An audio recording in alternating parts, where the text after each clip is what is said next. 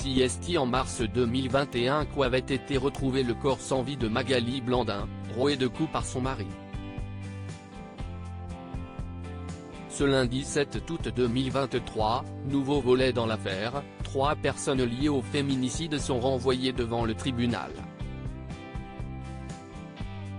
CST, une affaire qui avait fait couler beaucoup d'encre en 2021. En Ille-et-Vilaine, au mois de mars, était retrouvé le corps sans vie et roué de coups de Magali Blandin, éducatrice spécialisée et mère de famille de 42 ans.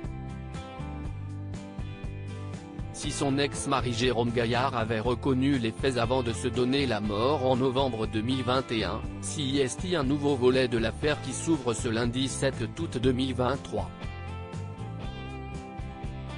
Selon nos confrères de l'AFP, 3 hommes d'origine géorgienne sont attendus au tribunal pour tentative d'extorsion, escroquerie, non-empêchement de crime, destruction de documents ou objets pour faire obstacle à la manifestation de la vérité concernant un crime ou un délit. En cause, la détention par les 3 individus d'un enregistrement audio, dans lequel Jérôme Gaillard faisait part de sa volonté de faire exécuter son ex-compagne et mère de ses 4 enfants alors âgés de 4, 7, 12 et 14 ans.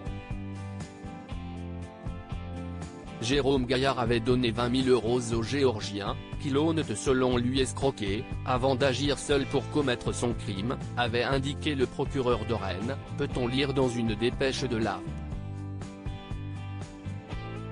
Magali Blandin avait été rouée de coups de batte de baseball. Le corps de Magali Blandin, qui avait quitté son conjoint en septembre 2020, avait été retrouvé dans le bois de Bois-Gervilly, non loin du domicile de Jérôme Gaillard, plus d'1 mois après sa disparition.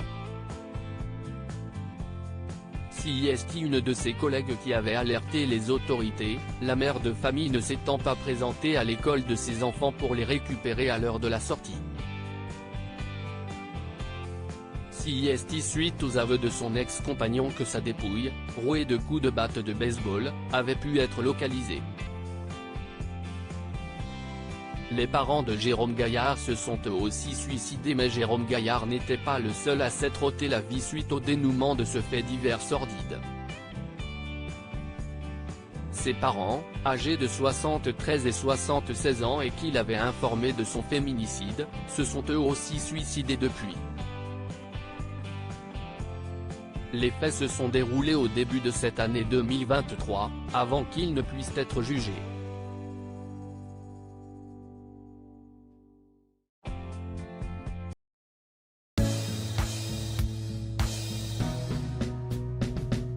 But there's all times through the rough times I think